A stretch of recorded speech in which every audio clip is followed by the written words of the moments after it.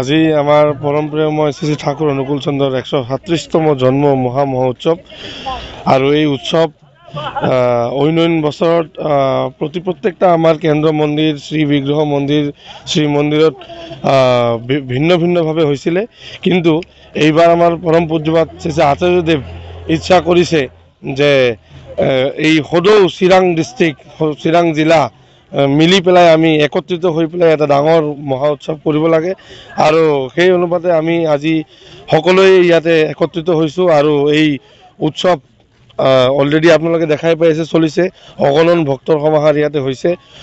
সম্পূৰ্ণ চিৰাং ডিষ্ট্ৰিক্টৰ চিৰাং জিলাৰ যিমানখিনি আমাৰ গুৰু ভাই আছে আৰু কেৱল মাত্ৰ চিৰাং জিলাৰে নহয়, ওচৰ চুবুৰীয়া যিমানখিনি জিলা যেনেকুৱা বঙাইগাঁও কোকৰাঝাৰ ইত্যাদিৰ পৰা আৰম্ভ কৰি চাপৰ ঝুবুৰীৰ পৰা আৰম্ভ কৰি বিভিন্ন ঠাইৰ পৰা আমাৰ ঠাকুৰৰ যিখিনি ভক্তপ্ৰাণ দাদা মাসকল আছে আজি ইয়াত আহি পেলাই উপস্থিত হৈছে। মানে বহুত এটা সুন্দৰ এটা মানে আমি বাৰ্তা লৈ পেলাই আহিছোঁ। একেটাই কথা যে আমি ঠাকুৰে আমাক এটাই শিকাইছে যে বিং এণ্ড বিকামিং, বাচা আৰু বাঢ়া। মানুহ বাচি থাকিব লাগিব আৰু বাঢ়ি যাব লাগিব, আগুৱাই যাব লাগিব। আৰু যদি আগুৱাই যাব লাগে তেতিয়াহ'লে আজি বৰ্তমান সময়ত এটাই অভাৱ, মানুহৰ টকা পইচা ছয় সম্পত্তি মানে বহুত ধৰণে মানুহে উন্নতি লাভ কৰিছে, কিন্তু এটাই নাই যে সেইটো হৈছে শান্তি।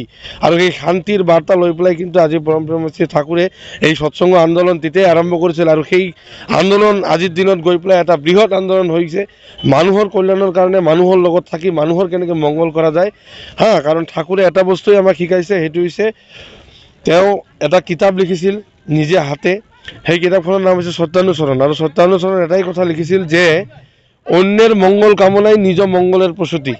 বেলেগৰ মঙ্গল কৰিলেহে আমি নিজ মঙ্গল পাব পাৰোঁ আৰু সেইখিনি লৈয়ে আজি প্ৰত্যেকজন মানুহ মনত আনন্দ ফূৰ্তি লৈ পেলাই আমি ইমান বছৰে চলি আছোঁ। আজি ইয়াত বহুত এটা ধুনীয়া পৰিৱেশ, আশা কৰোঁ আপোনালোকে দেখাই পাইছে। গতিকে এইখিনিয়েই ক'ব লগা, বেলেগ নাই। জয় গুৰু। ইয়াতে আপোনালোকে দেখাই পাইছে যে 1000-2000ৰ পৰা ওপৰত মানুহতো আপোনাৰ ইয়াতে আহিয়ে পাইছে আৰু এতিয়াও বহু বাছ বা বহু টেম্পো বহু গাড়ীত মানুহে ভাড়া কৰি পেলাই আহি উপস্থিত হৈ আছে। উৎসৱ প্ৰাংগণতো পেণ্ডেলতো এতিয়া বহুত মানুহ ৰৈ আছে, তেওঁলোকে এইহে আহি পাইছে। গতিকে আশা কৰিছোঁ আমাৰ 8-10 হাজাৰ মানুহতো হ'বই লাগে ইয়াত, তাতকৈ বেছি সংখ্যক মানুহ আহি পেলাই উপস্থিত হ'ব।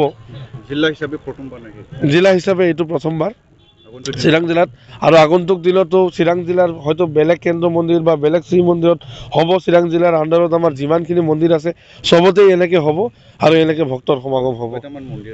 আমাৰ চিৰাং জিলাত টোটাল 11টা কেন্দ্ৰ মন্দিৰ, শ্ৰী মন্দিৰ, বিগ্ৰহ মন্দিৰ মিলাই পেলাই টোটাল 11টা মন্দিৰ আছে চিৰাং জিলাত।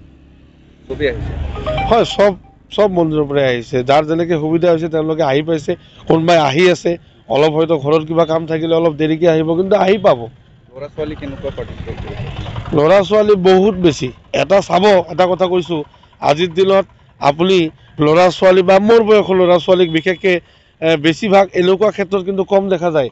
আজি ল'ৰা ছোৱালী মানে ধৰক এই পাৰ্টি অমুক তমুক ঘূৰা ফিৰা এইবিলাকতহে সময় নষ্ট কৰি আছে বা সময়টো অতিবাহিত কৰি আছে। গতিকে এইখিনিত আজি মানে প্ৰশাসনিকভাৱেও চৰকাৰীভাৱেও কিন্তু বহুত মানে চিন্তা কৰিবলগীয়া হৈছে, কাৰণ নানান ধৰণৰ এক্সিডেণ্ট, ড্ৰাগছ, অমুক তমুক বহুত কিছু।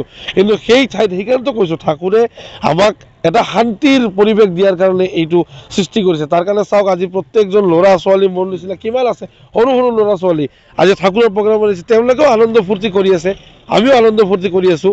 কিন্তু আমাৰ আনন্দ ফূৰ্তি আৰু যোনে এইবিলাক বেয়া ক্ষেত্ৰত লাগি আছে, নিচা বা এইবিলাক ঘূৰা ফুৰা এইবিলাকত লাগি আছে, তাৰ আনন্দ ফূৰ্তিত কিন্তু কোনো সন্মিলিত হ'ব পৰা নাই। উল্টা তাতে আৰু মানুহে হয়তো কোনোবাই মৰিছে, কোনোবাই বেয়া হৈছে, কিন্তু ইয়াত কিন্তু আনন্দই আনন্দ, কাৰো বেয়া হ'ব লগা নাই।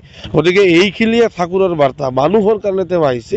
চব মানুহ ইয়াত, কোনো জাতি ধৰ্ম ভাষা নিৰ্বিশেষে কোনো ভাগ নাই, চবকে লৈ পেলাই তেওঁ আহিছে। আজি চাওক, তেওঁ আজি তাত থাকি পেলাই তেওঁ কেনেকুৱা এটা পৰিৱেশ সৃষ্টি কৰি দিছে।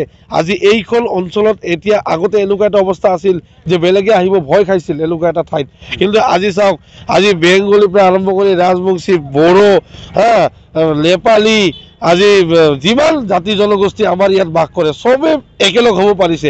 এই যে একত্ৰিত, হয়তো বহুতে বহুত ফালৰ পৰা চেষ্টা কৰে, কিন্তু তেওঁৰ এটা কথাত মানুহে ইমান আগবাঢ়ি আহিছে, তেতিয়াহ'লে সেইটো তেওঁৰ দয়া, একমাত্ৰ ঠাকুৰৰ দয়াত আজি প্ৰত্যেকজন মানুহ আগবাঢ়ি আহিছে। গতিকে এইখিনিয়ে ক'ব লগা, বিশেষ একো নাই। আপোনালোককো বহুত বহুত ধন্যবাদ। আপোনালোকে আমাৰ এইখিনি প্ৰগ্ৰামত যে আহি পেলাই আপোনালোকে মানে এইখিনি মানুহৰ ওচৰত বাৰ্তাটো যাতে যায়, গৈ পায়, তাৰ কাৰণে যে চেষ্টা কৰিছে, এইখিনি আপোনালোকক বহুত বহুত ধন্যবাদ। আপোনালোকেও থাকিব, আনন্দ উপভোগ কৰিব, ইমানখিনিয়ে ক'ব লগা। জয় গুৰু।